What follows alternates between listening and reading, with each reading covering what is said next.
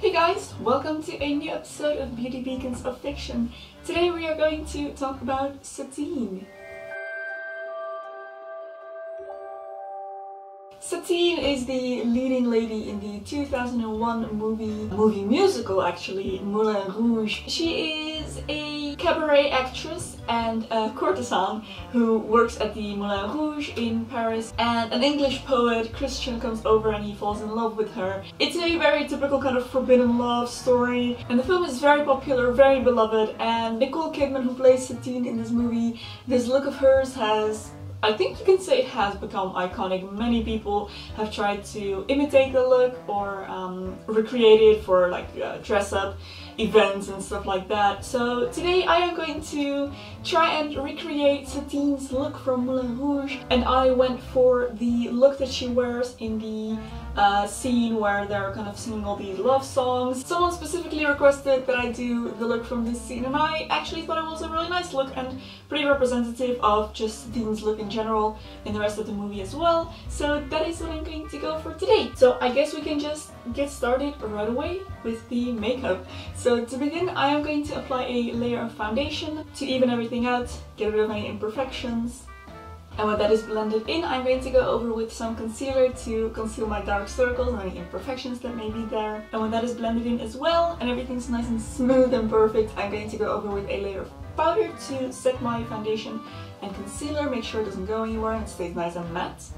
Okay, so next step is eyebrows. Nicole Kidman has, well, her eyebrows are very elongated in this movie, so I am going to extend my eyebrows towards the sides just a little bit, or quite a lot actually, compared to how I usually do my eyebrows. I'm gonna make them quite long, so I'm just taking an eyeshadow color, or I'm mixing an eyeshadow color together that is very similar to my natural eyebrow color, and I'm just going to use a angled eyeliner brush to extend my eyebrow on the outside.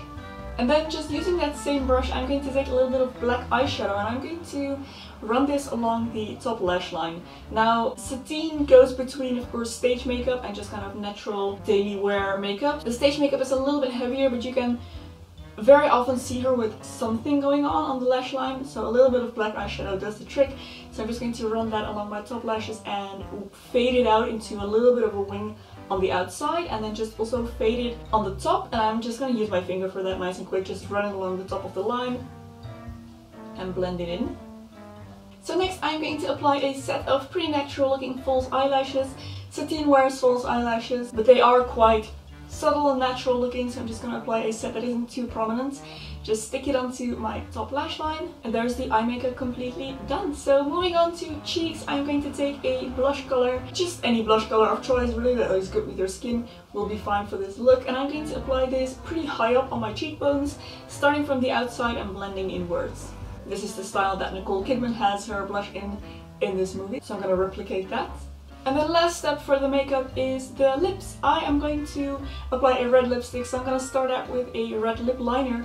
I'm just going to line my lips with this, and I'm going to keep my natural lip shape. I think that will be best with this look. So I'm just going to run this along the lip line and then fill it in with a bright red lipstick, which really is kind of Satine's signature thing in this movie. Okay, so moving on to the hair. Now, the hair, just as the makeup actually, is very historically incorrect for the period.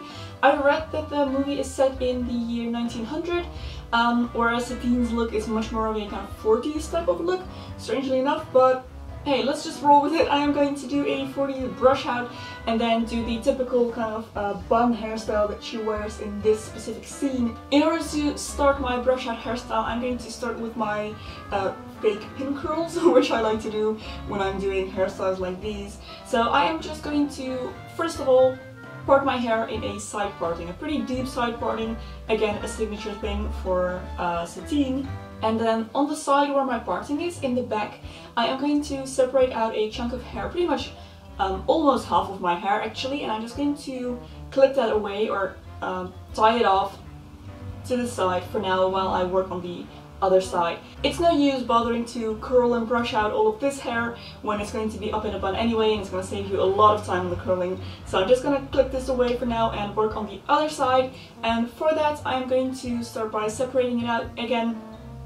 Starting with just the bottom layer of my hair, I'm going to spray this with a heat protector followed by a setting spray, and then I am going to curl all of this hair one by one. I'm going to curl everything in the same direction, and every time I finish a curl, I'm just going to slide it off the curling iron, pinch it and pin it to my head to form a kind of false pin curl. And then move on to the next bit of hair, and I'm going to move all along this section like that, then release the top of my hair, create a new section just above the one that I just did, and do the exact same thing. Spray with a little bit of heat protector, spray with the setting spray, and then curl all these sections again in that same direction that I just curled the bottom. And every time I finish a curl, I'm going to pin it to my head. And I'm going to do all of the remaining hair just like this, just making sure that I curl everything in the same direction. Now, I personally think my hair came out a little bit too largely waved, so you would probably be better off using a little bit of a smaller curling iron. I used a 19mm one. I think maybe 13 would have been better for Satine's look. So yeah, bear in mind, my curls came out a little bit too big. You might not want to go with a smaller curling iron, but the rest of the procedure will be exactly the same. So when I have curled all of my hair, I am just going to spray everything with a layer of shiny hairspray and wait for a few minutes for this to cool down. Wait as long as you can. I waited for about half an hour maybe, just had a little snack, something to drink. You really want the curls to set in the shape, really cool down, give them as long as you possibly can. So after that has been done, you can then proceed to take out the curls, take out the pins, let down your curls again, and then it is time to get started on the actual brush out. So as always, for these type of brush out hairstyle takes a lot of patience. I'm just going to start by brushing all of these curls through a couple of times, and then I'm going to separate the front from the back.